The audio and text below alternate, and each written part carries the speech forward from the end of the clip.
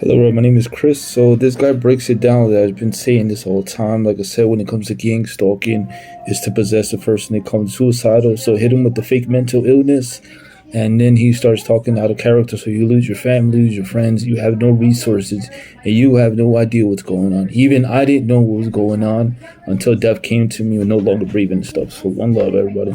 Check it out. But the question is, what blasphemous secrets was the Inquisition trying to silence? Well, see, in the dark halls of the Inquisition archives, hidden away for centuries, a mysterious book was discovered known as Interrogatio Johannes, or the Secret Supper. And this book belonged to a heretical group of Christians called the Cathars. They believed it contained the true teachings of Jesus Christ that was kept hidden from the world. But what were those teachings, and why would the church that supposedly built on Christ's teachings hide this book? This is the Satanic Bible, written by Anton LaVey in 1969, and in it, LaVey writes that if the devil were a liar, then it would have been Satan, not God, who wrote the Holy Bible. And that's exactly what the Cathars believed. For them, the actual Satanic Bible is the Bible itself. Now that might sound crazy, but the Cathars were not the first Christians who believed that. This is the world's first Bible. And what if I told you that the man who created the world's first Bible would agree that the Bible that we have today is evil, twisted, and corrupted by dark forces? And then there were the Gnostics, who were ancient Christian mystics that believed that the being that the church worshipped was actually the devil in disguise. The Gnostics formed secret societies where they taught hidden knowledge that the church tried to destroy. But what was that hidden knowledge? Today we're exploring the heretical beliefs of the Cathars, the truth about the world's first Bible, and the secrets of the Gnostics to uncover the Bible's shocking satanic origins. And we'll answer the question,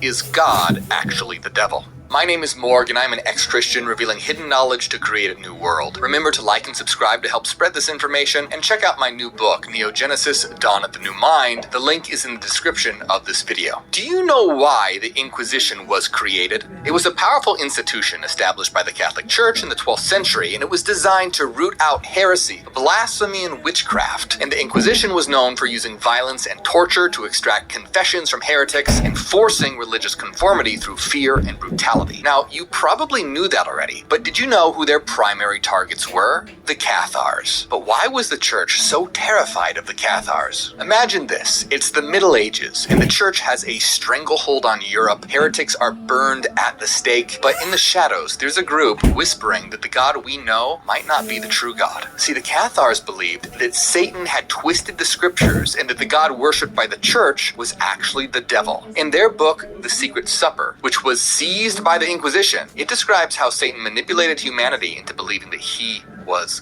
God. So the Cathar interpretation of the Bible is the total opposite of what we've been taught. It's kind of like how we have different political parties today, where each one says the other is evil. The Cathars were saying, hey, what if what the world has been told about the Bible is just propaganda by Satan? For them, the Bible was fake news. Now that might sound crazy, but think about it. Growing up as a Christian, I was always taught that the Bible was the ultimate truth, but as I got older, I started questioning why the supposedly holy word of God would contain so much violence. Doesn't that seem suspicious? In the Bible, God demanded blood sacrifices, commanded the death of innocent men, women, and children, unleashed plagues and floods to destroy humanity. I remember sitting in church and hearing these stories about blood sacrifices and thinking, well, isn't that exactly what the church calls satanic? It always felt wrong. Why would a loving God constantly demand sacrifice and worship? But what if that wasn't God at all? What if that was actually the devil? That makes a lot more sense. After all, does accepting animal and human sacrifice sound godly or satanic? The Bible is said to be inspired by God, but what if it was inspired by Satan